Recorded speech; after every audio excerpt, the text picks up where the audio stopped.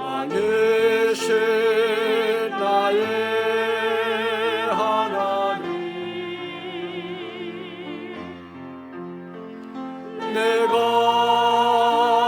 주를 높이고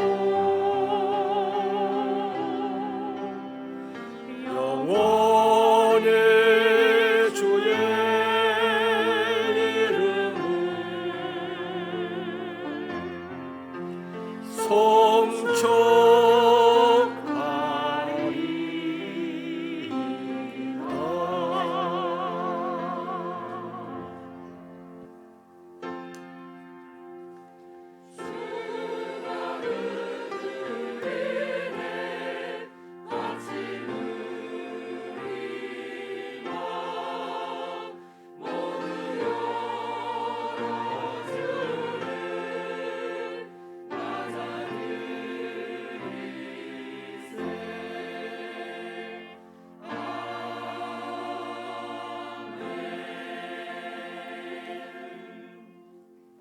너는 여호와를 기다릴지어다. 강하고 담대하며 여호와를 기다릴지어다. 하나님, 우리를 아버지 하나님의 자녀 삼아 주신 것을 찬양합니다. 우리에게 독생자 예수님을 보내셔서 십자가에 못 박혀 죽으심으로 우리의 모든 죄악을 사하여 주시고 구원하여 주심을 찬양합니다. 아멘. 하나님, 오늘 이 땅을 살아가면서 험하고 괴로운 땅에서 수많은 어려움들이 있지만 우리를 사랑하시는 하나님의 그 사랑을 깨달아 두려워하지 아니하고 담대하게 살다가 이렇게 거룩한 주일에 아버지 앞에 달려와 하나님을 예배할 수 있는 마음을 주심을 진심으로 감사합니다. 아멘. 하나님, 이곳에 오셔서 우리의 예배를 받아 주옵소서. 아멘. 예수님 이름으로 기도하옵나이다.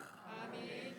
나는 전능하신 아버지 하나님 천지의 창조주를 믿습니다. 나는 그의 유일하신 아들 우리 주 예수 그리스도를 믿습니다.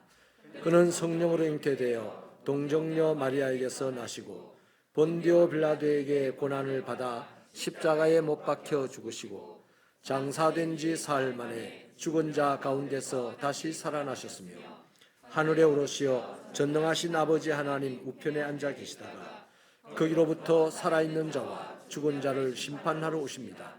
나는 성령을 믿으며 거룩한 공교회와 성도의 교제와 죄를 용서받는 것과 몸의 부활과 영생을 믿습니다. 아멘. 성시교독은 52번입니다. 52번 10편 119편 되겠습니다. 청년이 무엇으로 그의 행실을 깨끗게 하리까? 주의 말씀만 지킬 따름이니이다. 내가 진심으로 주를 찾았사오니 주의 계명에서 떠나지 말게 하소서. 내가 주께 범죄하지 아니하려 하여 주의 말씀을 내 마음에 두었나이다. 찬송을 받으실 주 여호와여, 주의 율례들을 내게 가르치소서. 내가 주의 법도들을 작은 소리로 읊조리며 주의 길들에 주의하며 주의 율례들을 즐거워하며 주의 말씀을 잊지 아니하리이다. 주의 법이 나의 즐거움이 되지 아니하였다면 내가 내 고난 중에 멸망하였으리이다. 내가 주의 법도들을 영원히 잊지 아니하오니 주께서 이것들 때문에 나를 살게 하심이니이다. 나는 주의 것이오니 나를 구원하소서. 내가 주의 법도들만을 찾았나이다. 악인들이 나를 멸하려고 엿보오나 나는 주의 증거들만을 생각하겠나이다. 내가 보니 모든 완전한 것이 다 끝이 있어도 주의 계명들은 심히 넓으니이다. 내가 주의 법을 어찌 그리 사랑하는지요. 내가 그것을 종일 작은 소리로 읊조리나이다. 아멘. 자리에 앉겠습니다.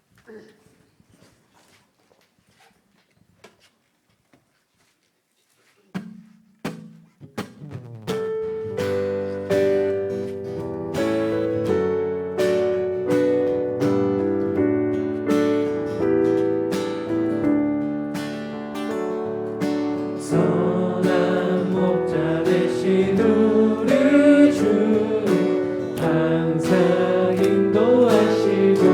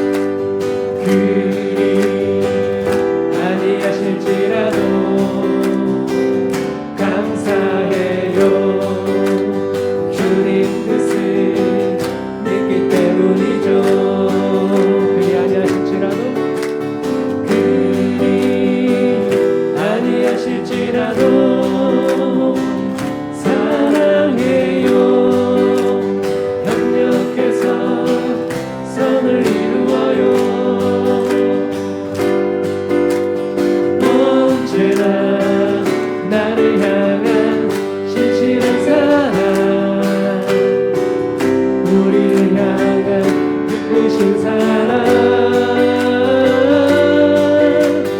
우리가 함께 높이며 주를 찬양해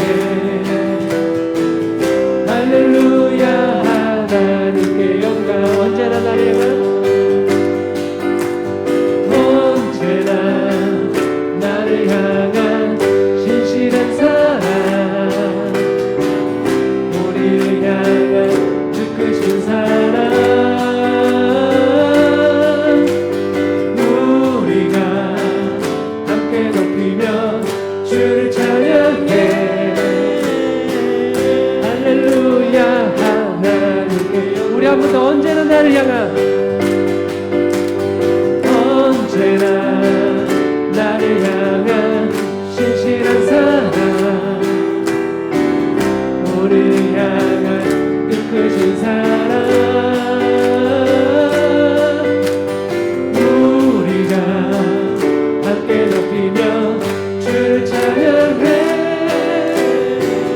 할렐루야 하나님께 영광 나 주의 믿음 갖고 나 주의 믿음 갖고 홀로 걸어도 나 주의 믿음 갖고 실망치 않네 폭풍 구름 몰아치고 하늘 걸어도 나 주의 믿음 갖고 실망치 않네 주는 내 친구 진실한 친구 끝날까지도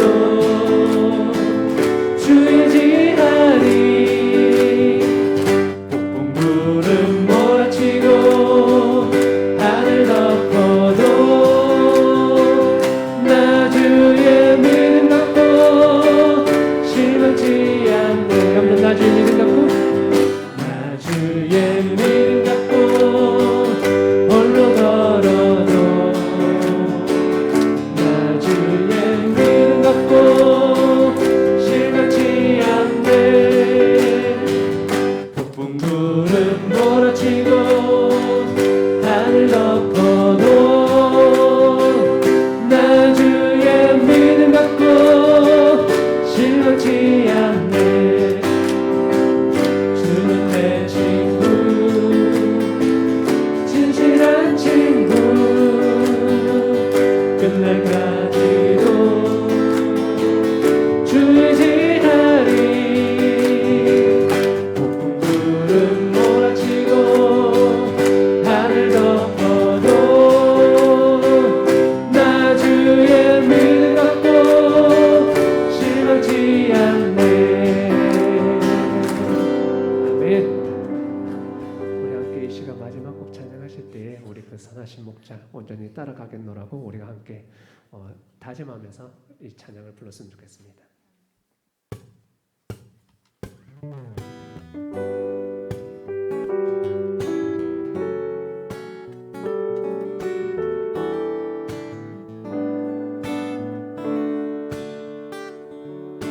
선하신 목자 날 사랑하는 분 주 인도하는 곳 따라가리 주의 말씀을 나 듣기 위하여 주 인도하는 곳 가려네 선하신 목자 선하신 목자 날 사랑하는 분 주 인도하는 곳 따라가리 주의 말씀을 나 듣기 위하여 주 인도하는 곳 가려네 나를 푸른 초장과 쉴만한 물가로 내 선하신 목자 날 인도해 험한 산과 골짜기로 내가 다닐지라도 내 선하신 목자 날 인도해 선하신 목자 선하신 목자 날 사랑하는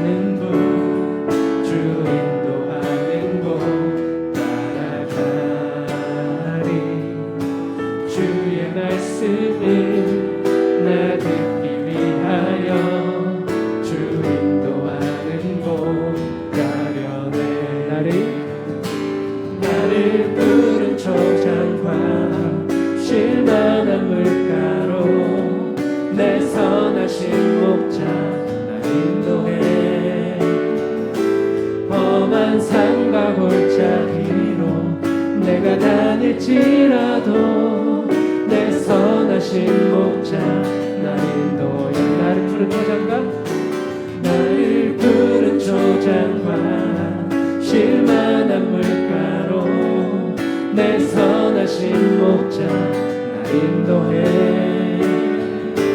험한 산과 골짜기로 내가 다닐지라도 내 선하신 목자 날 인도해. 내 선하신 목자 내 선하신 목자 날 인도해. 내 선하신 목자 내 선하신 목자 날 인도해.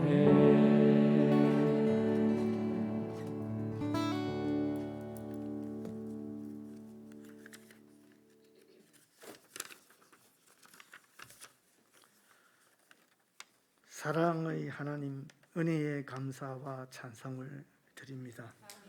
지난 무더운 여름과 폭풍으로 우리를 지켜주신 하나님, 결실의 계절에 주님께 나와 예배드리게 하심을 감사드립니다. 우리의 예배를 받으시고 우리에게 허락한 축복의 말씀과 능력과 한없는 사랑을 더하여 주시옵소서. 우리 세빛 성도가 예배에 성공하는 성도들이 되기를 기도합니다. 늘 하나님과 동행하는 교회 성도가 되기를 기도합니다. 우리 모두가 하나님을 기쁘시게 하며 내 이웃을 행복하게 할 수 있는 능력을 다하여 주시옵소서. 우리 모두가 코로나와 싸우고 이기게 하시며 또 우리에게 힘을 다하여 교회를 섬기며 선교지와 어려운 교회를 섬길 수 있게 하심을 감사드립니다. 코로나의 어려운 가운데서도 주님의 사명을 잘 감당하고 계시는 선교사님들 부자함이 없게 하시고 건강으로 인도하여 주시옵소서. 우리 모두가 부흥회를 통하여 받은 은혜를 잘 감당하며 교회 사업에 재건의 역사가 일어나기를 힘써 기도하게 하여 주옵소서. 새벽교회 자녀들이 말씀으로 양육되어 이 나라의 큰 일꾼이 되어 나라를 위하여 헌신케 하여 주옵소서. 어르신들의 건강을 지켜 주옵소서. 환절기에 부족함이 없게 하시고 교회와 자녀들을 위하여 기도케 하여 주옵소서. 목사님의 말씀을 들으려고 합니다. 말씀에 능력이 있게 하시고 우리는 그 말씀 안에서 아멘으로 나아가 주의 일에 부족함이 없게 하옵소서. 목사님의 사역에 부족함이 없게 하시고 하시고자 하는 모든 사역이 큰 은혜로 임하게 하여 주옵소서. 늘 건강을 지켜 주옵소서. 목사님 사역에 함께 하시는 두 분의 목사님들도 늘 건강함으로 인도하여 맡은 일에 충성케 하여 주옵소서. 예배를 위하여 주님께 찬양으로 인도하는 사역자들과 여러 곳에서 맡은 일에 충성하는 성도들에게도 주님께서 늘 함께 지켜 보살펴 주옵소서. 여기에 모여 주께 찬양과 기도와 말씀으로 나아가는 모든 이에게 주의 은혜와 축복이 늘 있기를 간절히 기도드립니다. 이 말씀 주 예수 그리스도의 이름으로 기도드리옵나이다. 아멘.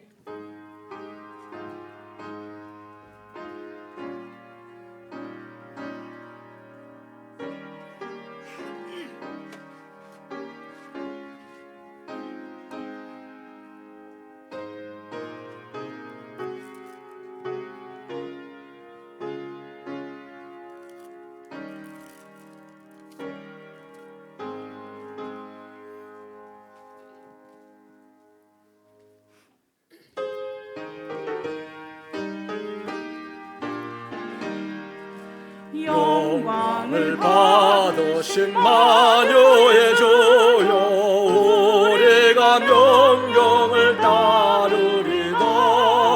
베푸신 은혜를 감사히 알고 진실한 마음으로 섬기겠네.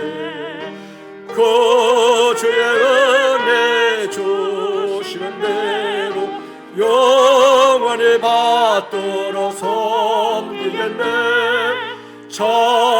찬송하겠네 찬송하겠네 생명 생명을 주시는 구주로다. 구주를 높이고 잘 공경하여 온유한 마음으로 섬기리다. 주 예수 안에서 즐거워하며 충성을 다하여 섬기겠네. 그 주의 은혜 주시는 대로 영원히 받들어 섬기겠네. 찬송하겠네, 찬송하겠네. 생명을 주시는 구주로다. 예수를 믿고서 늘 사랑하여 참 기쁜 마음으로 섬기리다. 온 마음을 드리고 늘 순종하며 구주를 영원히 섬기겠네. 구주의 은혜 주시는 대로 영원히 받들어 섬기겠네. 찬송하겠네, 찬송하겠네. 생명을 주시는 구주로다.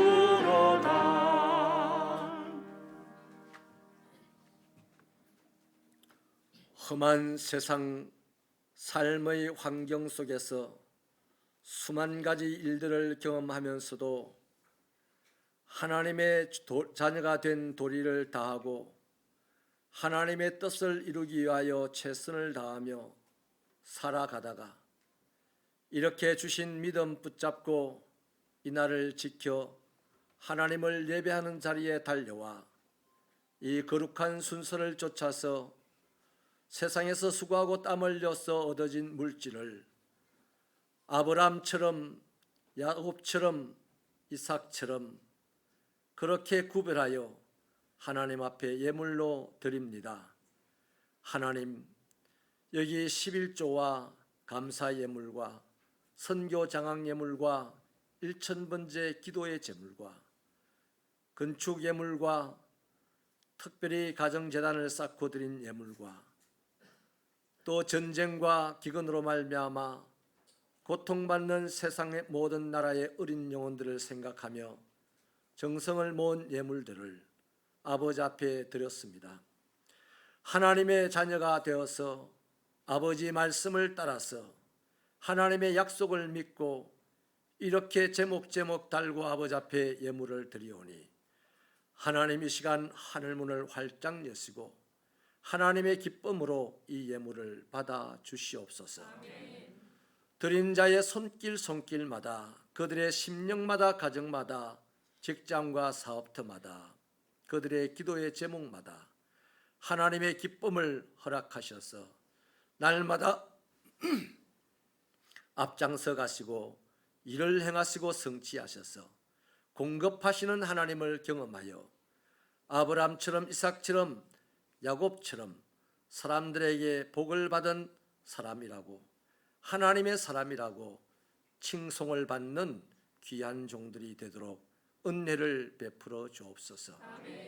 필요한 것이 있을 때마다 기도의 영을 허락하셔서 기도함으로 응답받게 하여 주시고 어려운 일을 당할 때에 하나님께서 천군 천사를 동원하여 둘러 진을 치시고 엘리사를 지키셨던 것처럼 저들을 지켜주시옵시며 저들에게 선물로 주신 자녀들이 세상에 흩어져서 어디에 있든지 간에 하나님의 얼굴빛을 비춰주셔서 밝은 대로를 걸으며 말씀을 이루며 살아갈 수 있도록 복을 주시고 그 모습을 보는 아버지 어머니에게 보람이 있고 감사가 있도록 하나님 은혜를 베풀어 주옵소서. 아버지 하나님이여, 육신의 질고로 말미암아 고통받는 종들이 이 거룩한 주일 아버지를 예배드리면서 치료받도록 치료의 광선을 발하여 주시고 삶의 문제로 관계의 문제로 고통받는 자들에게 화평케 하시는 십자가의 은사를 이 예배 시간에 허락하셔서 사람을 다스리는 자로 거듭나게 하여 주시옵소서. 하나님이여 직장이 있습니다. 사업터가 있습니다. 형통하게 하여 주시고 번성하게 하여 주셔서 여호와 아버지 하나님의 영광을 세상에 드러내며 하나님의 이름을 알리기에 부족함이 없는 축복의 자녀들이 되게 하여 주시옵소서. 말 못할 문제로 고민을 안고 아버지 앞에 달려온 자가 있다면 하나님 그 마음에 평강 주시고 그 마음에 풀어낼 수 있는 지혜를 주시고 더더욱 하나님이 직접 손대어 주셔서 해결되게 하여 주옵소서. 아버지 하나님이여 우리 새벽기의 영화부터 청년들에 이르기까지 하나님의 능력의 장중에 품으셔서 말씀을 어린 시절부터 옷 입게 하사 하나님을 사랑하는 삶이 되게 하시고 하나님을 사랑하는 삶이 세상을 이기고 다스리는 데까지 확장되도록 축복하여 주옵소서. 하나님 아버지 이 시간 말씀을 드리려고 합니다. 하나님의 말씀이 우리에게 아버지 하나님의 은혜로 쏟아지게 하여 주시고 그 말씀이 우리의 삶에서 능력으로 나타나게 하여 주시옵소서. 교회를 구석구석에 섬긴 종들을 일일이 축복하여 주시기를 소원하오며 예수님 이름으로 기도하옵나이다. 아멘. 예배에 참여하신 여러분을 진심으로 환영하고 축복합니다. 예배와 모임입니다. 임시 재직회 안내입니다. 시간 및 장소는 23일 다음 주일 2부 예배 후 본당에서 있으며 안건은 부산 남노회 노회회관 건립을 위한 기금 마련입니다. 오늘 2부 예배 후 본당에서 위원장 회의가 있습니다. 알림입니다. 2022년 교회표어는 하나님과 동행하는 교회입니다. 항상 우리와 동행하시며 도우시는 하나님의 평화를 누리는 신앙생활 되시기 바랍니다. 119 세일의 기도운동을 합니다. 기간은 11월 6일 주일부터 26일 토요일까지 3주간이며 방법은 한 사람이 매일 한 명을 위해 9분간 기도합니다. 신청 방법은 안내 데스크에 비치된 신청서를 작성하셔서 사무실로 제출해 주시면 됩니다. 신청 기한은 10월 30일 주일까지입니다. 자세한 내용은 게시판을 참고해 주시기 바랍니다. 교우 소식입니다. 결혼하는 청년이 있습니다. 백상호 안수집사님, 권수기 권사님 장남 백광일군의 결혼식이 20일 오는 토요일 오후 2시 30분 서울 해군 웨딩호텔 2층 노블레스 홀에서 있습니다. 주소는 서울 용둥포구 가마산로 540입니다. 교회 출발은 오전 8시 교회 주차장에서 합니다. 많은 축하 바랍니다. 박봉년 권사님께서 본 바른병원에 입원하여 치료 중에 계십니다. 위하여 기도 바랍니다. 미담입니다. 사여전도회 회원들께서 임용 및 반찬 나눔으로 어르신들을 섬겨주셨습니다. 수고에 감사드립니다. 곽정순 집사님께서 국화꽃 화분을 제공해 주셨습니다. 감사합니다. 강태석 성도님께서 믹스커피와 종이컵을 제공해 주셨습니다. 감사합니다. 이번 주와 다음 주 주방봉사는 다음과 같습니다. 설거지 및 식탁 정리에 많은 교우들의 협조 바랍니다. 토요일 교회 청소와 세비누리 청소 봉사는 다음과 같습니다. 교회가 청결과 위생을 유지할 수 있도록 협조해 주시기 바랍니다. 예배 후 환기 및 방역 담당자는 이달의 봉사위원단에 참조해 주시고 담당자는 다음과 같습니다. 방역 후 담당자는 방역대장을 필히 작성해 주시기 바랍니다. 수고에 감사드립니다. 지금까지 10월 셋째 주 새벽교회 소식이었습니다. 감사합니다.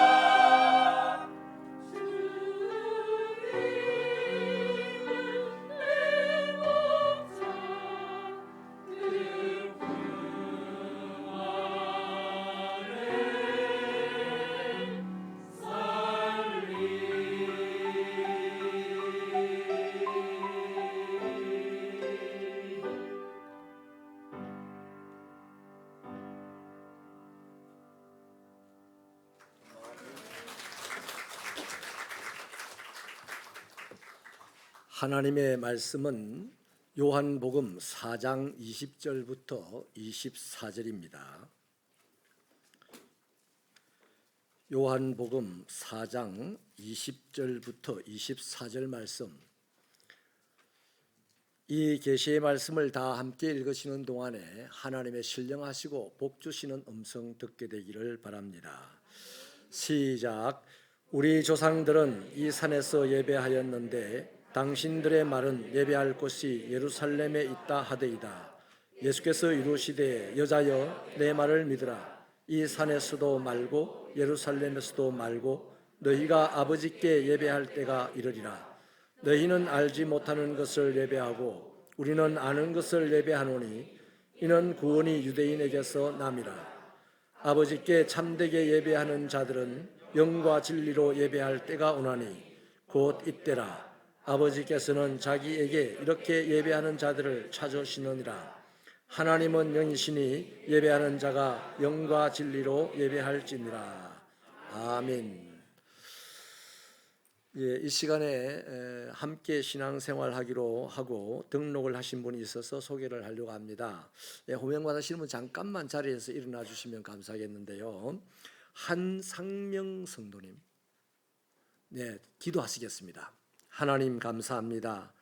귀한 아들 이곳에 이사와서 함께 하나님을 섬기며 예배를 드리며 하나님이 기뻐하시는 일을 감당하며 살기로 약속하면서 새가족 등록을 하게 되었습니다. 하나님, 우리 한상명 선생님, 하나님께서 일일이 인도하여 주셔서 지나간 세월보다 남아있는 세월 앞으로 하루하루가 더 발전되고 아름답고 행복한 날이 되도록 복을 내려 주시옵소서. 우리와 더불어 교회를 섬길 때에 아버지 영광을 보기를 소원하옵고 예수님의 이름으로 기도하옵나이다. 우리 뒤에 계신데요, 힘차게 우리 박수해서 환영하겠습니다. 네, 감사합니다. 자리에 앉아주세요. 교회 소식란에 말씀을 드린 대로요, 11월 6일부터 119 세일의 기도 운동을 시작을 하도록 하겠습니다. 내용은 여러분들에게 말씀을 드렸는데요, 이 기도 운동을 함으로써 우리가 얻을 이 효과는 그리스도 안에서 더 깊은 영적인 친밀감을 형성하는 성도가 되는 데 있습니다. 지난 약 3년 동안 이 코로나 때문에 개인적인 거리를 좀 더 멀리 갖고 살아가다 보니까 영적인 친밀감도 솔직히 많이 약해지기도 했고요. 또 냉정하게 보면 하나님께 기도하는 생활도 우리가 많이 느슨해졌습니다. 이럴 때 다른 사람을 위해서 기도하는 시간을 확보함으로 우리 교회 전체가 영적으로 더 친밀될 것을 기대하며 이 사업을 하려고 합니다. 또 두 번째는요, 교회가요 고정적으로 또 공개적으로 가지고 있는 고유의 영적 권능이 만민이 기도하는 집이지 않습니까? 그래서 우리 교회에 하루에 한 번 9분이라도 내가 좋은 시간에 교회 가서 교회를 위하여 성도를 위하여 기도하겠다 하는 마음을 가지고 간다면 우리 교회는 마귀 앞에서 세상 앞에서 저곳은 만민이 기도하는 집이다 라는 위상을 찾고 하나님 주신 축복의 일을 계속할 줄로 믿습니다.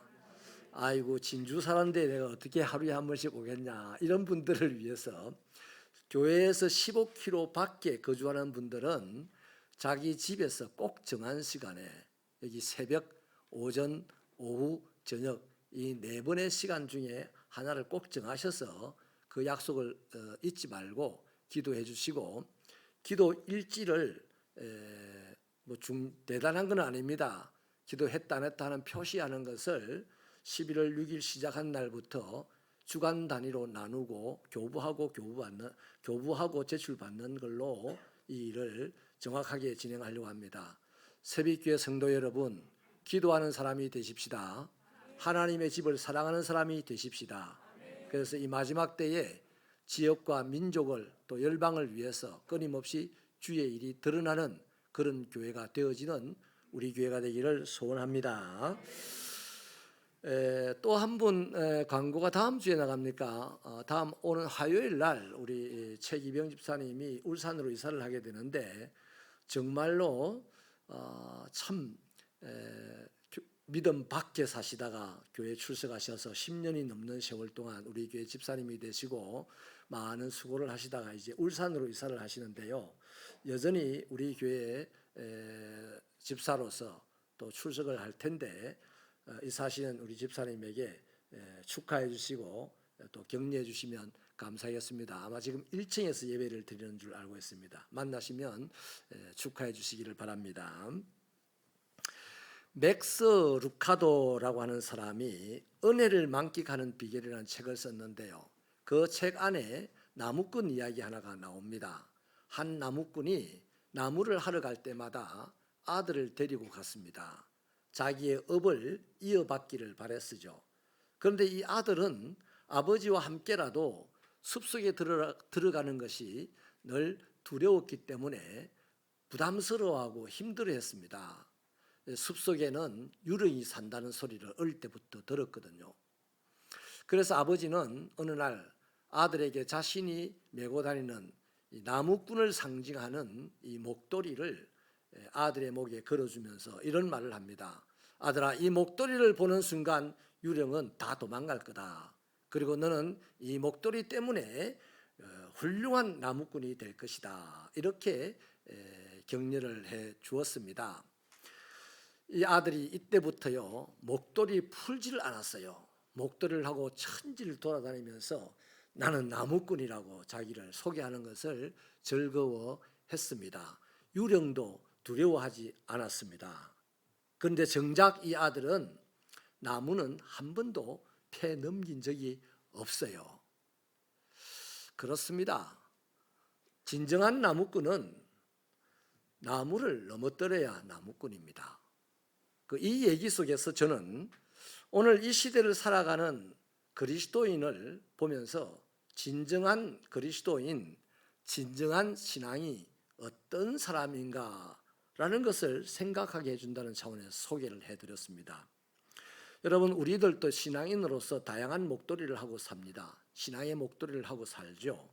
어떤 분은 교회 출석의 횟수라는 목도리를 갖고 있을 것이고, 또 어떤 분은 직분, 어떤 분은 성경 지식, 또 어떤 분은 재능과 봉사라는 것을 신앙의 목도리로 삼고 생활할 것입니다. 그런데 여러분, 그것이 진정한 신앙의 기준이 될 수 있을까요? 라고 질문했을 때 저는 그렇지 않다고 봅니다. 그것은 할 수 있으면 하는 것이고 할 수 없으면 못 하는 거예요. 그런데요, 진정한 신앙의 기준이 어디에 있느냐? 오늘 말씀을 의지하면 참된 예배에 있습니다. 하나님께서도 본문에 보면 하나님이 누구를 찾느냐? 참된 예배를 드리는 사람을 찾는데요. 성경 지식이 많은 사람, 예배 출석 횟수를 많이 하는 사람, 이런 사람을 찾는다는 것은 성경에 없고, 하나님이 찾는 사람은 참된 예배 드리는 사람을 찾는답니다. 그러니 사랑하는 여러분, 우리 5만 가지를 다 못한다 하더라도 예배만큼은 참되게 드리는 사람이 되어야 됩니다. 한 번을 예배를 드려도 참되게 드리면 좋은 거죠. 그런데 수만 번의 예배를 드리면서도 엄청난 봉사를 하고 엄청난 교회를 세운다 할지라도 참된 예배를 드리지 않고 한 행동은 하나님 앞에 다 쓸모가 없다는 것이죠. 그리스도인이요, 참된 예배를 드리면 세 가지를 얻습니다. 하나는 하나님을 알게 돼요. 이 예배를 드리는 순간 참된 예배를 드릴 때 하나님은 계속해서 그 예배를 받으려고 거기에 임재하시거든요. 그래서 하나님을 자주 만나는 경험을 하다 보니 자연스럽게 하나님을 알게 됩니다. 주일학교 공과 공부를 통해서 하나님을 아는 것은 헛되게 아는 거예요.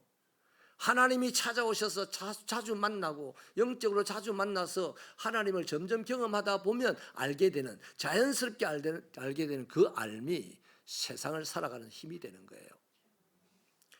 그리고 한 가지 더 아는 게 내 자신을 알게 돼요. 참된 예배를 드리고 얻는 것이 바로 나 자신을 알게 된다는 겁니다. 하나님을 자꾸만 경험하다 보니까 주님의 그 십자가 사랑을 통하여 구원받은 내가 얼마나 소중한 사람이라는 것을 알게 되는 거죠. 내 자신이 소중하다고 알게 됩니다. 안타깝기는 새벽교회 성도 여러분, 당신 자신이 소중하다는 사실을 날마다 선포하시기 바랍니다. 우리는 자주 나는 아무것도 아니야 이렇게 생각하고 시작부터 고개를 숙이고 사는 사람이 많아요.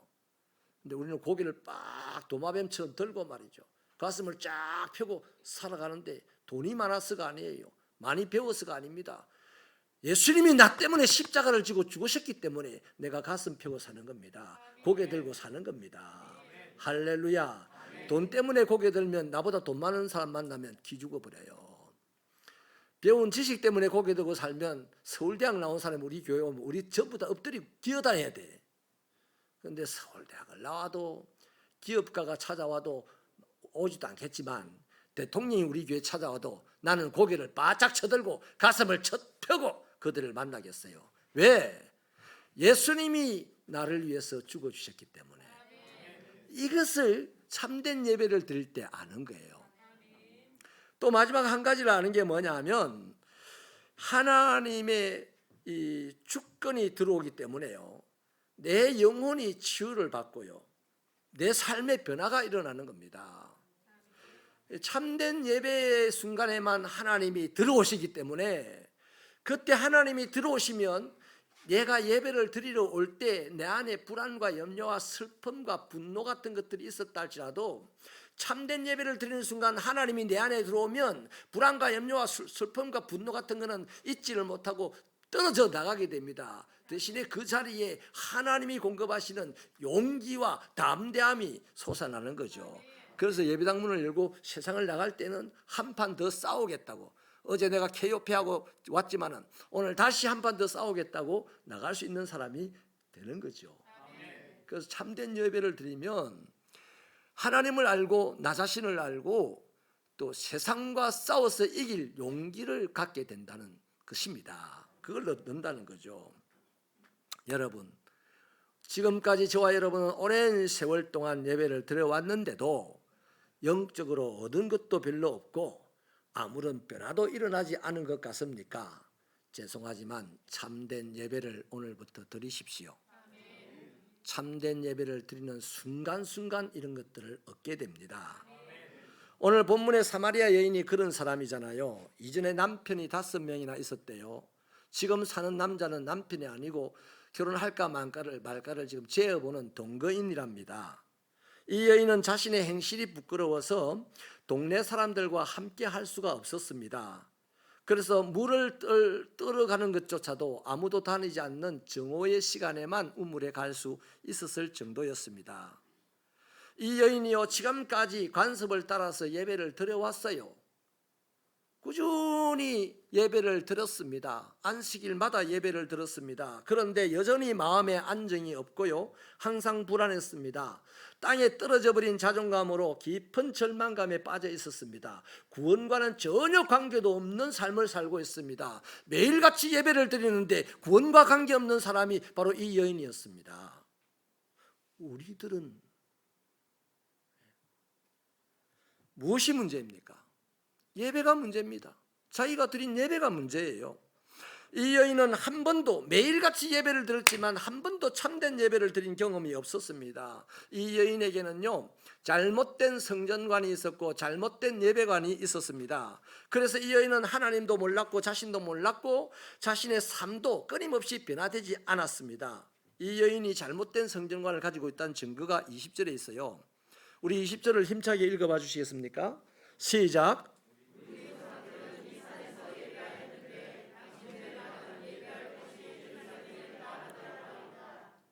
아멘. 이 질문의 배경은 이 여인이 말하던 당시로부터 500년 전으로 거슬러 올라갑니다.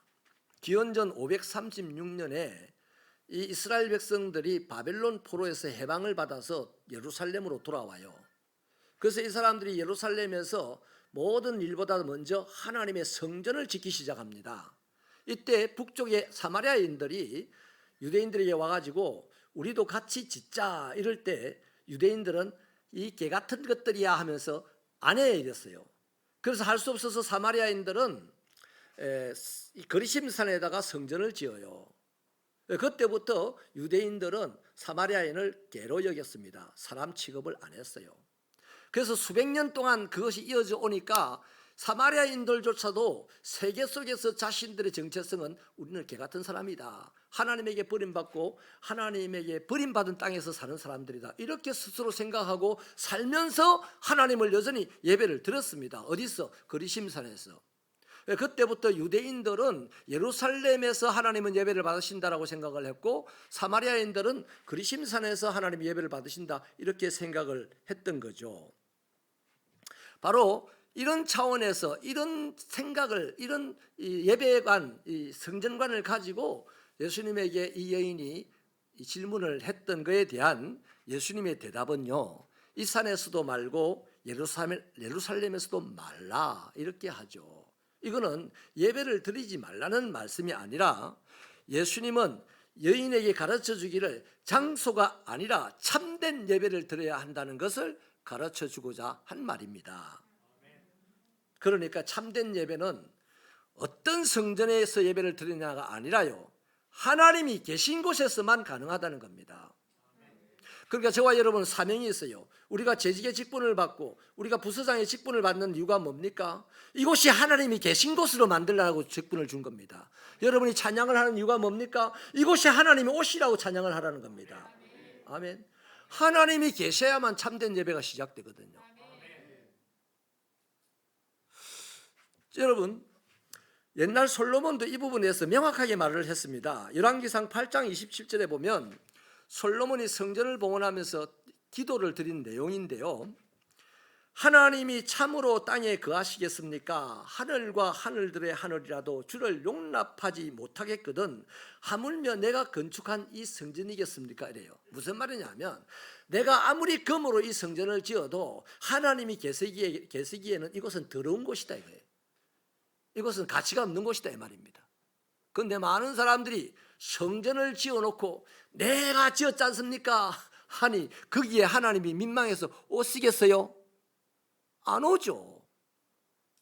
그러니까 어쨌든 좋은 교회든 건물이든 안 좋은 건물이든 그게 상관이 없고 하나님이 계신 곳에 거기에서 참된 예배가 드려진다는 겁니다. 새빛교회가 하나님 계신 건물이기를 바랍니다. 저와 여러분의 사이가 하나님이 계신 관계이기를 축원합니다. 여러분, 하나님은 사람이 손으로 만든 지은 그 성전에다가 국한시킬 수 없는 분이라는 선언을 솔로몬이 했죠. 자, 그렇다면 성전은 어디입니까? 어디가 도대체 성전입니까? 하나님이 계신 곳이 성전이에요. 엄밀하게 말하면 이 교회가 성전이 아닙니다. 이건 건물이에요, 건물. 어디든지 간에 하나님이 계시면 그곳은 성전이에요. 성경에 하나님의 전이 어딘지 분명히 보여주는 한 사건이 있는데요.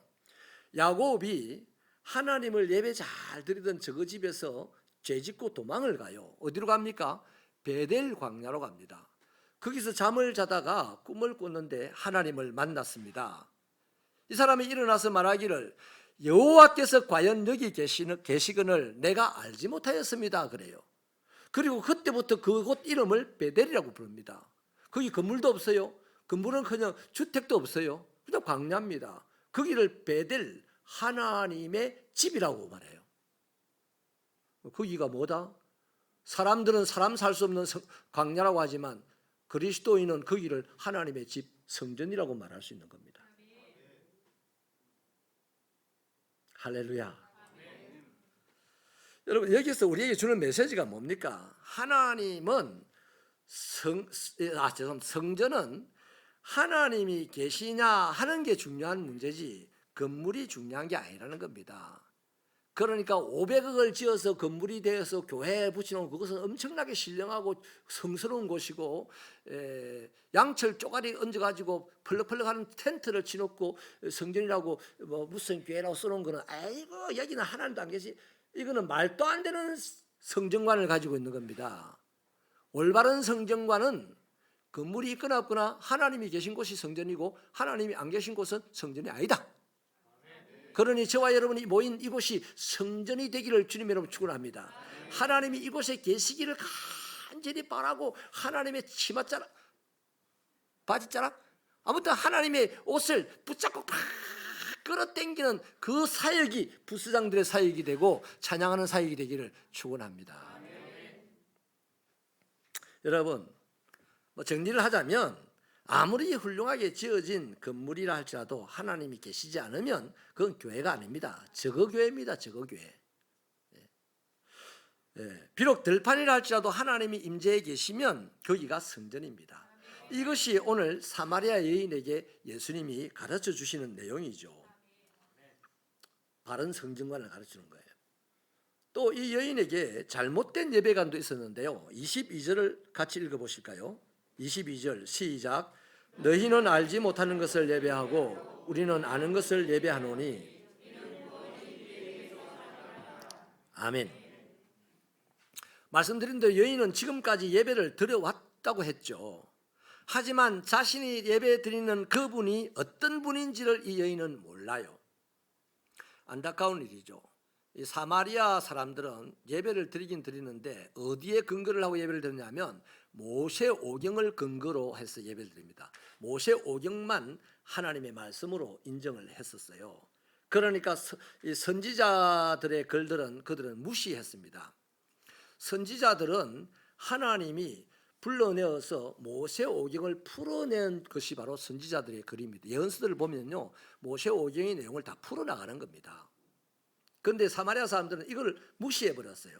모세 오경만 이제 자기들의 성경이다라고 생각을 하고 예배를 드렸는데 문제는 안 배웠다는 겁니다. 선지자들의 말을 안 듣고 선지자들이 가르치는 것을 안 배웠다는 겁니다.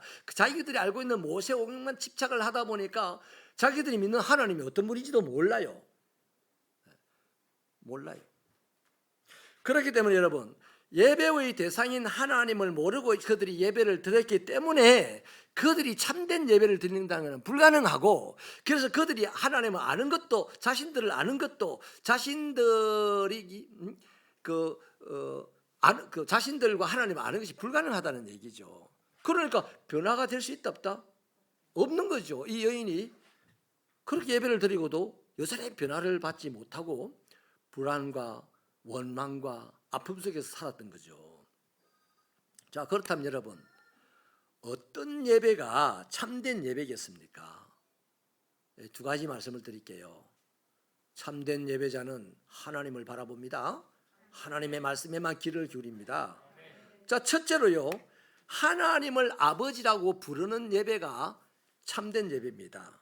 그러면 우리는 이렇게 생각할 거예요. 우리는 심심하면 하나님을 아버지라고 부르는데 함정이 있어요. 21절 말씀을 같이 읽어볼게요. 21절 시작. 말고 예루살렘에서도 말고 너희가 아버지께 예배할 때가 이르리라. 자, 앞서 말씀드린 대로 지금 사마리아인들은 500년이 훨씬 더 넘는 세월 동안 개 취급을 당하다 보니까 자기 자신들도 이제 개가, 사람 앞에 서면 나는 개인가 이런 생각을 할 정도로 이 자존감이 떨어져 있습니다. 자, 이런 사람들이 지금 이 사마리아 이 여인도 마찬가지로 그런 생각 속에 있어요. 유대인 남자를 만났어요. 그런데 유대인 남자를 만나는 순간 본인의 자존감이 팍 떨어질 거 아닙니까? 그때 잘못된 성전관에 대해서 유대인 남자가 딱 가르쳐 주니까 이 변화가 팍 일어나는 겁니다. 깨달음이 오는 겁니다. 자, 이 사람요, 나는 개다, 나는 버려진 땅에서 하나님께 버림받은 사람으로 살고 있는 예배자다, 뭐 이 정도로 생각하고 있는 이 사람에게 예수님이 뭐라고 하냐면 너희의 아버지께, 네 아버지께 이 말을 합니다. 이 사람들이 하나님을 아버지인 줄 몰라요. 지금 모세 오경에 하나님을 아버지라고 하는 데가 있습니까? 하나님 하자도 끄집어내지 못하는데요. 그러니까 이 여인에게 네가 섬기는 그분이 하나님, 네 아버지다라는 말씀을 지금 해준 거예요. 사마리아 여인은 지금까지 외로웠습니다. 슬펐습니다. 세상 짐을 홀로 지고 가는 것처럼 그렇게 살았습니다. 그러나 너희의 아버지께, 네 아버지께라는 이 예수님의 이 한마디로 드디어 이게 팍 깨달음이 온 겁니다. 아, 내가 예배드리는 대상이 내 아버지구나, 나는 그분의 딸이구나 하는 것을 이 순간 알게 된 거예요. 얼마나 기쁘겠어요. 바보가 도만 터해도, 구구단을 못 외우는 내 아이가 구구단만 외우기 시작해도 기분이 좋은데, 이 엄청난 것을 깨닫게 되니 얼마나 기쁘겠습니까? 드디어 이 여인이 자신의 물동이를 버려두고 마을에 뛰어들어가서 사람들을 깨운 이유를 알겠습니까? 그 기쁨을 알겠습니까? 그렇게 기뻤던 거예요. 내가 알지도 못하는 하나님께 예배를 드렸는데 그 하나님이 내 아버지야, 내가 그분의 딸이야 하는 것을 깨닫는 순간 모든 것이 끝났습니다. 기쁨만 충만해지게 된 거예요. 불안과 염려 다 떠나가 버렸습니다. 기쁨만 넘쳐나는 거죠. 그래서 드디어 나는 이제 뜬구름 잡는 예배를 드리는 것이 아니라 진정한 예배를 드리는 사람이 되겠어 하는 자신감이 생기죠. 나를 너무나 잘 알아주시고 나를 이해해 주시고 나를 맞아주시는 아버지가 내 하나님이라고 하니까 이제 예배를 드릴 수 있겠어요. 하나님이 자신의 아버지라는 충격적인 이 말을 듣는 순간 드디어 감격이 찾아오는 겁니다. 이 여인은 이제 감격적으로 예배를 드리는 사람이 되는 거죠. 오늘 우리의 예배가 이런 충격과 이런 감격과 감사가 있기를 축원합니다. 왜 이러냐면요, 저나 여러분의 다 뒤집고 보면요, 우리 어떤 사람입니까? 우리는 성경이 말하는 흙에서 나온 사람들입니다. 성경이 말하는 마귀의 자식들이었습니다. 어디다가 자랑할 것이 있고 어디다가 비교를 할 것이 있습니까? 내버려두면 잡초보다 못하여서 금방 썩어지고 금방 지옥 갈 우리들을, 본질상 진노의 자식이었던 우리들을 하나님께서 기꺼이 자녀로 삼아 주셨잖아요. 이 사실에 감격하고 감사하며 예배해야 되는 거예요. 그때 참된 예배가 됩니다. 이 사실이 기억되지 않고 이 사실이 의식되지 않으면요, 눈치 보여서 교회 와야 되고 또 교구장 전화할까 봐서 또 어쩔 수 없이 교회 와야 되고 이런 겁니다. 이런 거. 그렇기 때문에요, 참된 예배는요, 하나님을 아버지라고 부르는 친밀한 관계 속에서 시작됩니다. 하나님을 아버지라고 부를 수 있기를 바랍니다. 아이고 목사님, 내가 기도할 때마다 아버지라고 하는데요. 그러지 말고요, 나를 받아주시고 나를 이해해 주시고 나를 살리기 위하여서 다른 친아들 하나를 죽음에 내어주신 그 아버지를 부르시기를 축원합니다. 그때 참된 예배가 시작이 됩니다. 두 번째는요, 참된 예배는 영과 진리로 드리는 예배입니다. 이 말은 뭔 말이냐면, 영만으로 드리는 예배도 참된 예배가 될 수 없고, 진리만 가지고, 다시 말해 성경 지식만 가지고 예배를 드리는 것도 참된 예배가 아니라는 거죠. 참된 예배는 영과 지식이 하나로 묵혀져서 드려질 때 참된 예배가 된다는 얘기입니다. 이걸 좀 설명을 하면요, 지식만 가지고 예배를 드리는 사람들이 유대인의 전형적인 예배입니다. 그들은요, 예배 순서를 하나 따져서 철저하게 따져서 예배를 드렸습니다. 그런데 문제는 그들에게 점점 정성이 떠나기 시작했어요. 정성을 다하는 마음이 식어지기 시작했습니다. 형식에 맞춰서 예배를 드리면 잘 들었다고 생각하였습니다. 그럼 이 유대인들의 방식의 예배 생활이요, 오늘도 많이 있어요. 전형적으로 나타나는 사람들이 신앙생활을 오래 했던 사람들에게서 전형적으로 나타납니다. 예배 순서를 처음부터 끝까지 다 깨뚫어요. 어쩌다 예배의 부름을 안 했으면 그날 예배는 망쳤다고 생각합니다. 하나님이 안 오셨으면 망친 거지, 순서가 틀렸으면 망친 거지 아니잖아요. 그런데 순서가 틀리면 망쳤다고 합니다. 큰 교회 예배의 순서대로 안 하면 잘못된 예배라고 생각하는 사람들이 많이 있어요. 이게 다 오래된 신자들에게서 나오는 전형적인 모습이에요. 이분들은요, 형식에 관심이 많아요. 대신에 하나님 앞에 나올 때 별로 큰 기대를 안 하고 나옵니다. 왜? 예배가 습관이 되었기 때문이거든요. 종교적인 의무감으로 이제 예배를 드리기 때문에 내가 예배 드리는 것을 중요하게 생각하지 하나님이 이 예배를 받으시고 하나님이 이 예배에 오셔서 축복하시고 이런 거에 대해서 큰 기대를 안 합니다. 이게 아픔입니다. 우리의 아픔입니다. 그러니까 현장에서 정작 예배를 드릴 때는요, 그 마음이 다른 데가 있어요. 딴짓 많이 합니다. 예배를 인도하는 목사님들 보면요, 내용은 모르지만 딴짓하는 게 많이 보이거든요. 반면에요, 진리가 없이 영어로만, 성경 지식이 없이 영어로만 예배 드리는 사람들이 있는데 이게 사마리아인들의 전형적인 예배예요. 이 사람들은 광장에 열렬하게 모입니다. 열광적으로 예배를 드립니다. 그런데 문제는 그들에게 하나님의 계시가 없어요.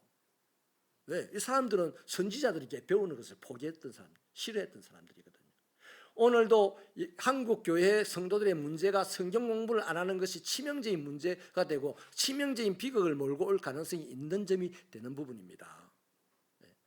성경을 날마다 배워서 그 진리를 붙잡고 영어로 예배를 드려야만 되는 거예요. 성경 공부 많이 하시기를 축원합니다. 아이고 내가 항존적인데 뭐 성경 공부를 해. 항존적이니까 더 해야 돼. 오늘 하나님이 어떤 말씀을 주실까 깊이 살펴야 되죠. 자, 이 사마리아인들은 하나님의 말씀에 지식이 없다 보니까 하나님이 누군지를 몰라요. 자신들이 누군지도 몰라요.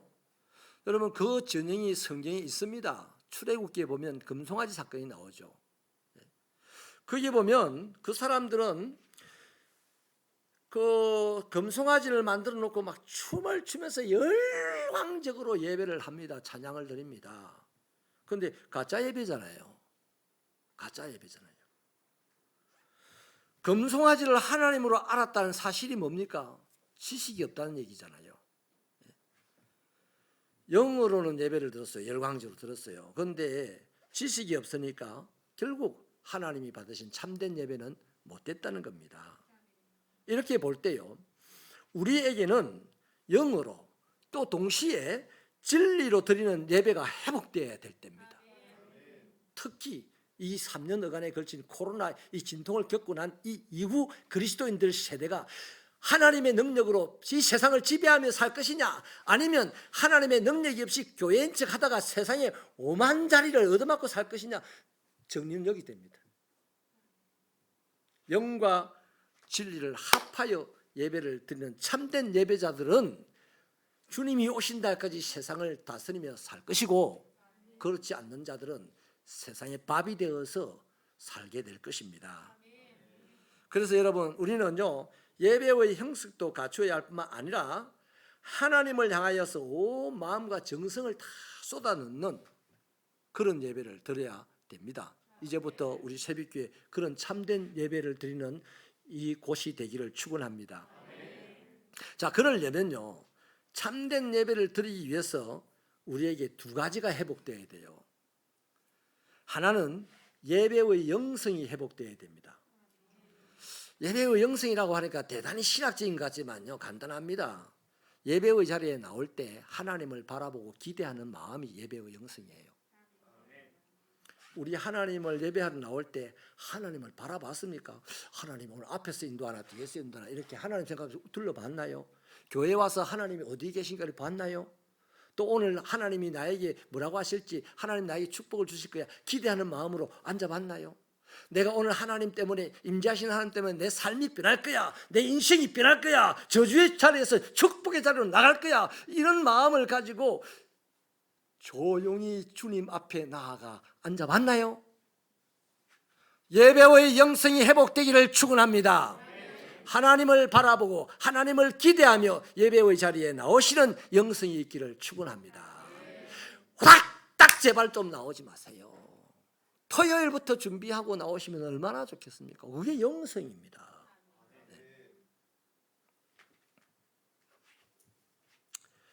그럴 때 이 예배의 영성이 회복될 때 우리는 예배당에 앉아서 예배드리는 순간에 딴 생각 안 합니다. 딴전 안 부립니다. 졸지도 않습니다. 이런 태도로 예배를 드릴 때 은혜를 받아가지고요, 하나님을 알게 되고 나를 알게 되고 내가 얼마나 귀한 자인 줄 알게 되고 그래서 내 삶이 변화되는 것이 일어나게 되는 거예요. 예배의 영성이 회복되기를 축원합니다. 다른 하나는요, 진리의 말씀이 회복되어야 됩니다. 다시 말씀드립니다. 새벽교 성도 여러분, 성경 공부가 강구되면 다 신청하셔서 열심히 선착순으로 성경 공부에 참석하시기를 축원합니다. 목회자를 위해서가 아니에요. 여러분 자신의 인생을 위해서입니다. 신자들의 경향은요 그렇기 때문에요. 신자들은요 말씀이 좋은 교회보다는 기적이 일어나는 교회를 선호합니다. 그런데요 기적을 100번 보았다고 신앙 잘하는 거 봤습니까? 신앙은요 오직 말씀으로만 자라게 되어 있어요. 오직 유일하게 신앙이 자라는 것은 말씀으로만 자랍니다. 그래서 말씀을 배워야 신앙이 자랍니다. 기적을 보면요 신앙의 촉발점은 일어납니다. 내가 예수 믿어야 되겠다 한 촉발점은 일어나요. 근데 자라는 건 아니에요. 자라는 것은 말씀으로만 자랍니다. 광야의 이스라엘 백성들을 보세요. 그들은 아침 저녁으로 기적을 경험했습니다. 40년 내내 기적을 경험했습니다. 근데 그들 중에 가나안 땅에 들어갈 정도의 신앙인은 몇 명 있었습니까? 2명 있었어요. 아버지를 입으로 주여 주여 하는 자는 많지만 내 아버지의 집에 올 자는 작다는 말은 신앙이 안 자라면 안 된다는 얘기입니다. 신앙이 자라라는 얘기예요.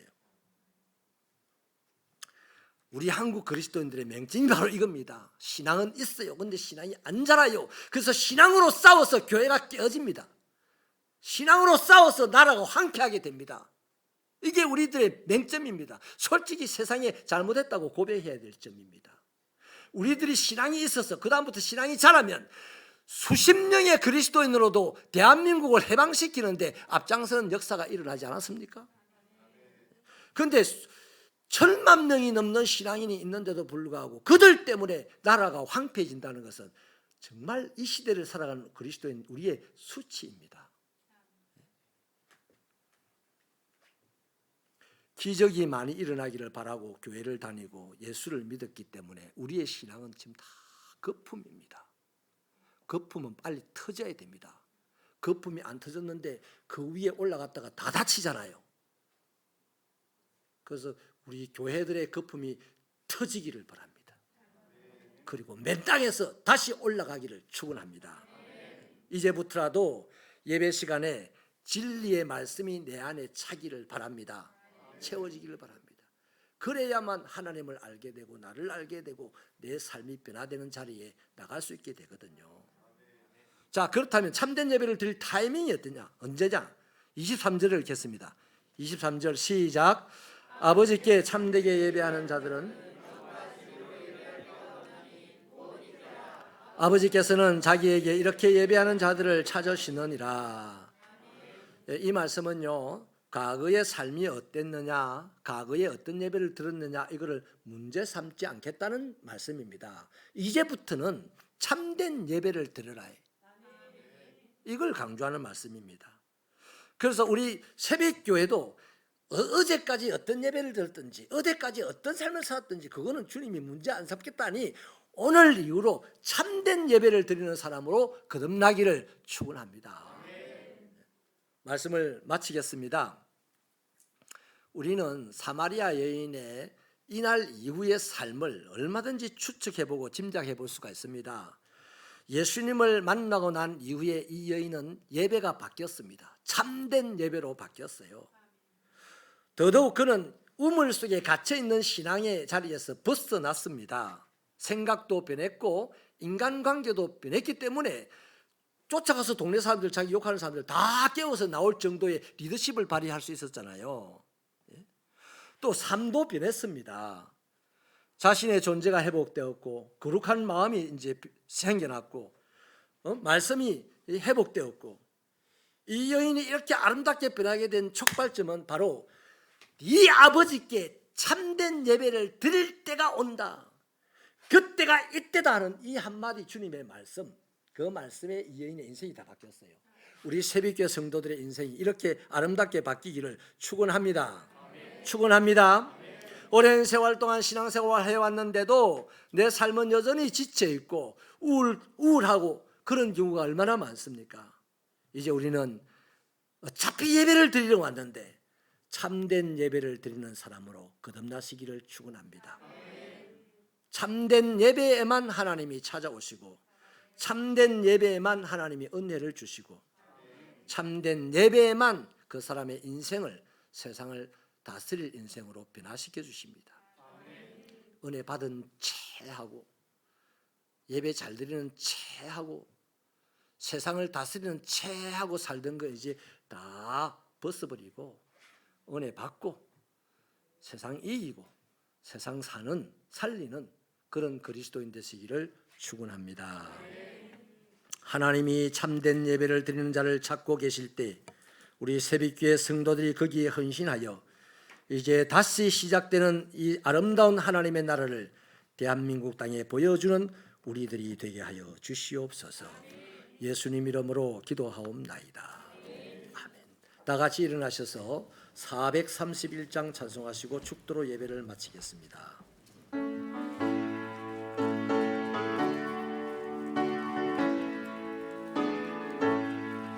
주 안에 기쁨 있네 주 안에 살자 주 안에 평안 있네 주 안에 살자 불안의 연기처럼